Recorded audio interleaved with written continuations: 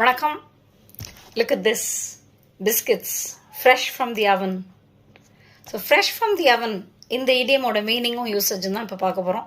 இந்த கான்டெக்ஸ்டில் ரொம்ப ஈஸி இந்த மீனிங் அண்டர்ஸ்டாண்ட் பண்ணுறதுக்கு. ஏன்னா இப்போ தான் அவன்லேருந்து எடுத்திருக்கோம் அப்படின்னா என்ன, ஜஸ்ட் பேக்ட். ஓகே, இதோட இன்னொரு அர்த்தம் இருக்குது. லிட்ரல் மீனிங் வந்து ஜஸ்ட் பேக்ட். ஸோ ஜஸ்ட் பேக்டுன்னு எந்த ஃபுட்டு நம்ம சொல்லுவோம்?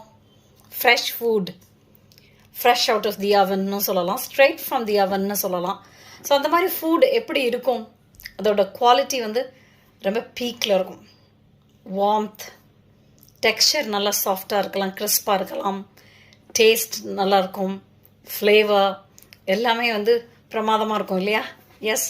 ஸோ இந்த பிஸ்கெட்டோட வாசம் பார்த்தீங்கன்னா, யூனோ தி அரோமா ஃபில்ஸ் தி ஏர். இது ஒரு மீனிங், லிட்ரல் மீனிங். இன்னொரு மீனிங், ஃபிகரேட்டிவ் மீனிங் என்னென்னா, something that is very new, very recent, that has just been developed.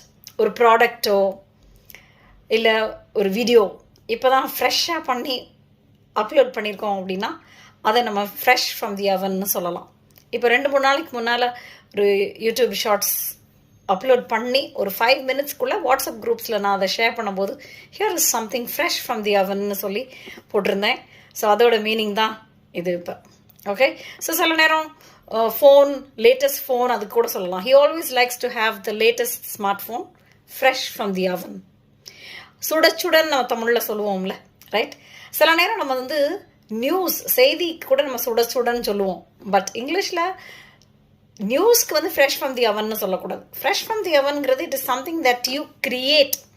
News வந்து நம்ம கிரியேட் பண்ணுறது இல்லை, என்ன நடக்குதோ அதை ரிப்போர்ட் பண்ணுறோம், ரைட்?